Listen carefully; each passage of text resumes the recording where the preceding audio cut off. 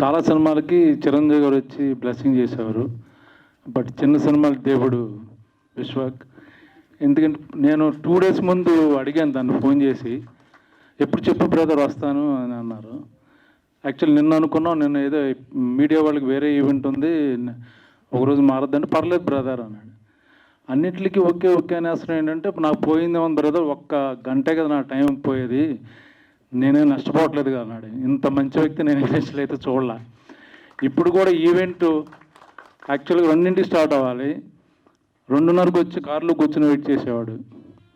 అంటే డైరెక్ట్గా ఇప్పుడు పిఏలు హడావుడి ఏమీ లేకుండా సింపుల్గా నేను ఈ విషయం ఇంకోటికి చెప్తే, సార్ మీరు అట్లీస్ట్ మీరు సీనియర్ కాబట్టి ఆయన వచ్చాడు అనుకోవచ్చు, మాకు అసలు ఏం పరిచయం లేదు, ఎవరో ద్వారా ఫోన్ చేస్తే పాప ఆ సినిమా కూడా వచ్చేసాడని అన్నారు వాళ్ళు. So thank you brother. మీలాంటి ఉండడం వల్ల ఇండస్ట్రీ చాలా బాగుపడుతుంది. ఎందుకంటే ఇప్పుడు ఈవెంట్లకి హీరోని పిలవాలంటే కానీ హీరోయిన్స్ పిలవాలంటే చాలా టఫ్, అది నాకు తెలుసు. ఈజీగా అంటున్నా 2 నిమిషాల్లో ఒప్పుకొని వచ్చేసాడు. పైగా తన సినిమా 14th రిలీజ్ ఉంది, బిజీగా ఉన్నాడు, ప్రమోషన్స్ ఉన్నాయి. నెక్స్ట్ వీక్ రిలీజ్ అయ్యే సినిమా కూడా తను ఇక్కడ వచ్చి ఉంచున్నాడు. మళ్ళీ ఇక్కడికి వచ్చి బాస్ నువ్వు ముందు మాట్లాడేసి వెళ్ళిపో, మళ్ళీ వెయిట్ చేయాలి కదా అందరూ అంటే, అక్కర్లేదు నేను ఉంటాను ఆఖరి వరకు అన్నాడు. మరి ఇంత మంచివాడు, నేను మాత్రం అంత మంచివాడిని కాదేమో అనిపిస్తుంది తను చూసిన తర్వాత. యాక్చువల్గా ఈ సినిమా గురించి చెప్పాలంటే డైరెక్టర్ నాకు 2 years బ్యాక్ వచ్చి ఐడియా చెప్పాడు. బట్ ఐడియా బాగుంది, ప్రొడ్యూసర్ లేడు. తర్వాత ఒక ప్రొడ్యూసర్ చేస్తున్నాడు, ఆయన జంప్. తర్వాత ఇంకోసారి మళ్ళీ లక్కీగా మంచి టేస్ట్ ఉన్న ఆయన ఐటీలో జాబ్ చేస్తున్న రాజిరెడ్డి గారికి చెప్పడం జరిగింది. బట్ బడ్జెట్ చూస్తే లేదు, బడ్జెట్ అంతా నా రెమ్యునరేషన్కి అయిపోయేటట్టు ఉంది. ఎలాగా అన్నీ ఆలోచించుకుని సరే మేము డబ్బులు తీసుకోను ఏదో ఒకటి అనుకుని అందరినీ అడగండి అని నేను చెప్పదలుచుకున్నాను. ఎందుకంటే ఒక మంచి ప్రయత్నం చేయాలంటే సినిమా అనేది ఇప్పుడు ఫ్యాన్సీ అయిపోయింది. మేము కరీంనగర్లో వింటర్లో ఎవరో హోటల్స్లో ఉన్నా, ఆమిని గారు కానీ ప్రొడ్యూసర్ గారు ఇంట్లో ఉన్నారు, నేను పక్కన గెస్ట్ హౌస్లో ఉన్నాను.